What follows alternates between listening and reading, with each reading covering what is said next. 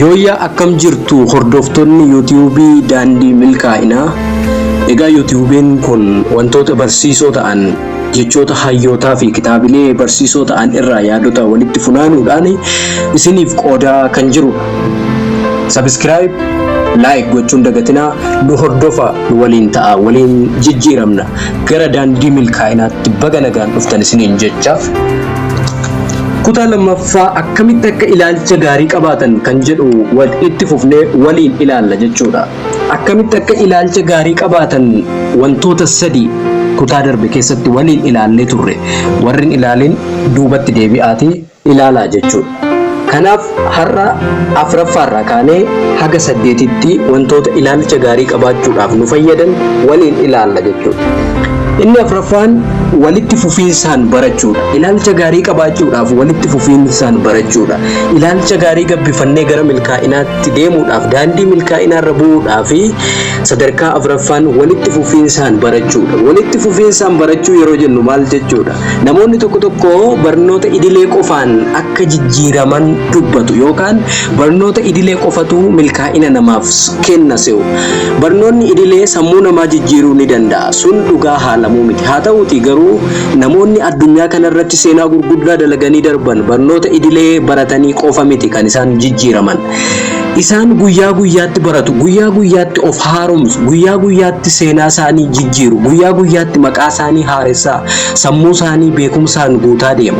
Kanaafi walitti fufiinsaan barachuu jechuun naannoo keenyarraa, jireenya keenyarraa akkasumas wantoota guyyaa guyyaan nu mudachaa oolan irraa barnoota fudhachuu jechuudha. Guyyaa guyyaan jijjiiramaa deemuu jechuudha. Namni tokko akkas jedhee ture, ani kanan dorgomu nama faana miti, ana kaleessaa faana jedha. Kana jechuun maal jechuudha? Ati kaleessa eessa turte? Ati kaleessa nama akkamii turte? Ati kaleessa maal hojjechaa turte? Har'a hoo maalirra jirta? Isa kaleessaarra fooyyoftee jirta taanaan waa'ee namaa dhiisiitii jijjiiramaa akka jirtu quba qabaadhu, itti fufi jijjiirame. Isa kaleessaati gadi taanaan ammoo of fooyyessuu qabda jechuudha. Waa'ee namaa nun galchu. Kanaaf walitti fufiinsaan barachuun, walitti fufiinsaan jijjiiramuun, walitti fufiinsaan wantoota jireenya keenya irratti ta'aa deeman irraa baruun ilaalcha gaarii akka qabaannuuf sababa ta'a jechuudha. Fakkeenyaaf namoota lamatu qacarame, dhaabbata nama tokkoo keessatti qacaramee hojjeta. Namni jalqaba qacaramee waggoota 5f walitti fufiinsaan achi keessatti qacaramee hojjetaa ture.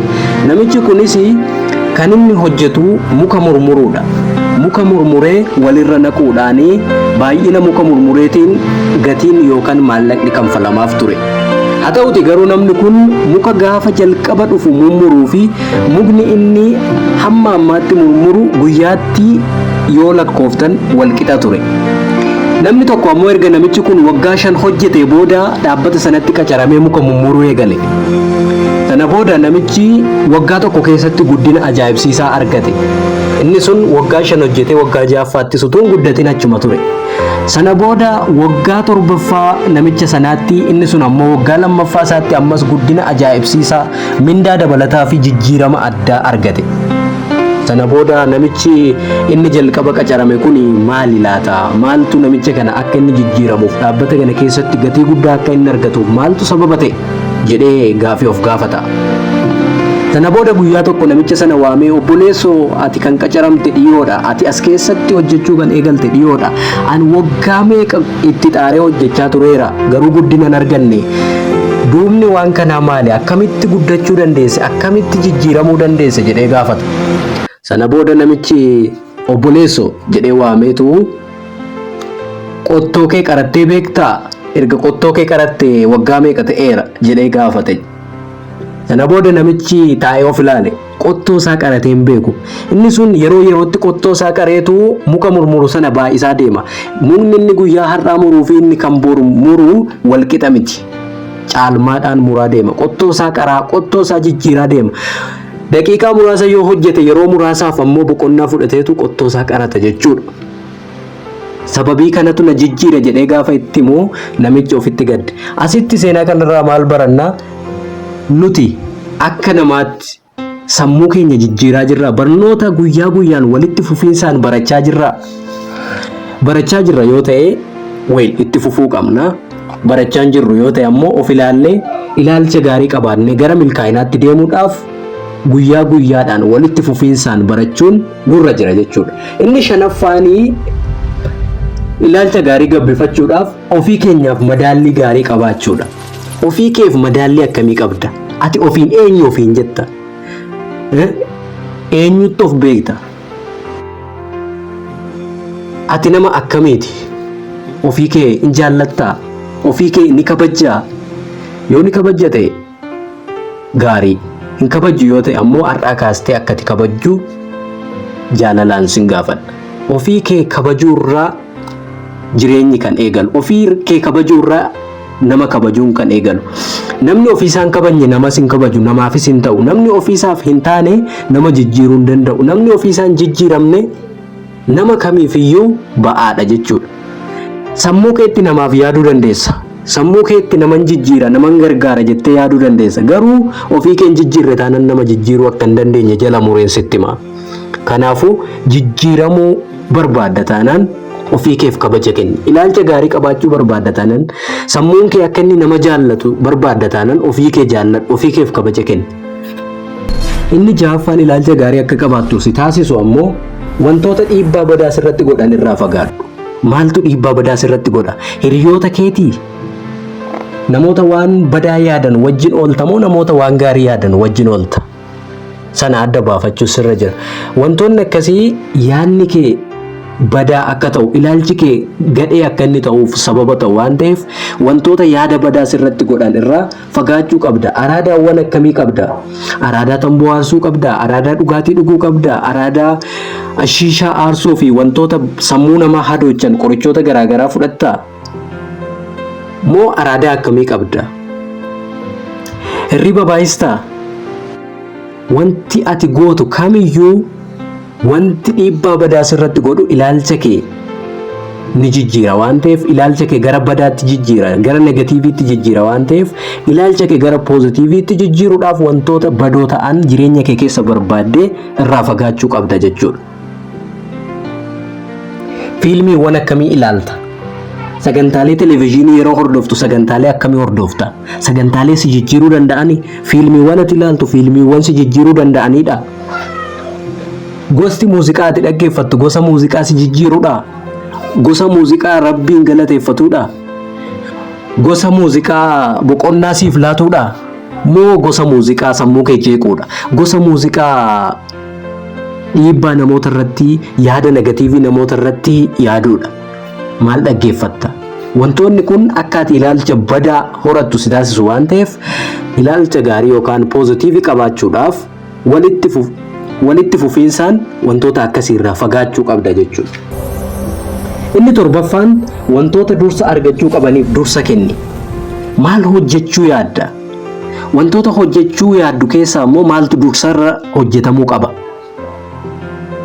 Maaltu jalqabarra hojjetamuu qaba jettee wantoota sanaa wal madaalchistee waan jalqaba hojjetamuu qabu jalqaba hojjechuu qabda jechuudha. Jalqaba waan hojjetamuu qabu hojjechuu eegali. Ittaansii waan hojjechuu dandeessu hojjedhu. Akkas goonan utuu hin beekin waan hojjechuu sitti ulfaatee ture hunduma isaa hojjetta jechuudha. Jireenya keenya keessatti wantoonni nuti dirqamaan hojjechuu yookiin gochuu qabnu ni jiru. Fakkeenyaaf haati daa'ima ishee kunuunsuu qabdi. Daa'imman kunuunsuu yeroo mara hin salphatu. Yeroo tokko tokko ulfaata ta'uu danda'a. Garuu hojii barbaachisaa ta'e hojjechuu yoo amaneeffanne wanti nutti ulfaatee ture kamiyyuu nuuf salphata jechuudha. Kanaaf maal dursa kennuu qabda? Maaliif dursa laachuu qabda? Wantoota dursa hojjetamuu qaban dursiitii hojjedhu. Ilaalcha gaarii qabaachuudhaa fi sadarkaa 8ffaan ganama waan gaarii hojjechuun guyyaa kee eegale. Ganama maal yaadda? Ganama hirriibaa akka kaateen maal hojjetta? Maal goota? Suni oolmaa guyyaa keetii ni murteessa. Ganama yaadota badoo, yaadota negatiivii ta'an dhageessee kaata taanaan guyyaan kee guutuun isaa negatiivii ta'ee oola. Ganama wayita hirriibaa kaatu jalqaba waan gaarii dubbisi yookaan waan gaarii dhaggeeffadhu. Galgala hirriiba gaarii rafnee ganama wayita kaanu sammuun keenya tasgabbaa'aa waan ta'eef yaada nuti yeroo sanatti itti himnu salphaatti fudhachuu danda'a. Yaada fudhate kanas oolmaa keenya guyyaa keessatti qabatamaadhaan dhugoomsa. Jireenya keenya gara gaariitti jijjiiruudhaaf yaada fi amala gaarii amaleeffachuu qabna. Guyyaa guyyaatti yaada fi amala gaarii irra deddeebi'i shaakali. Ganama ganama wantoota gaggaarii ofitti himi.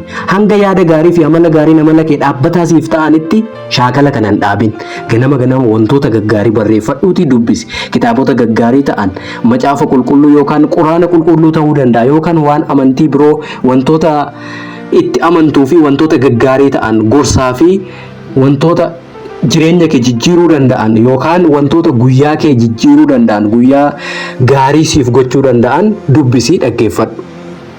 Akkas yoo goote jireenyi kee jijjiiramuu danda'a, ilaalchi kee jijjiiramuu danda'a. Guyyaan kee guyyaa gaarii siif ta'e namoota faana hariiroo gaarii qabaattee ilaalcha gaariidhaan ooluu dandeessa. Hayyuun yuunivarsiitii Harvard William James namni jedhamu akkas jedhee ture.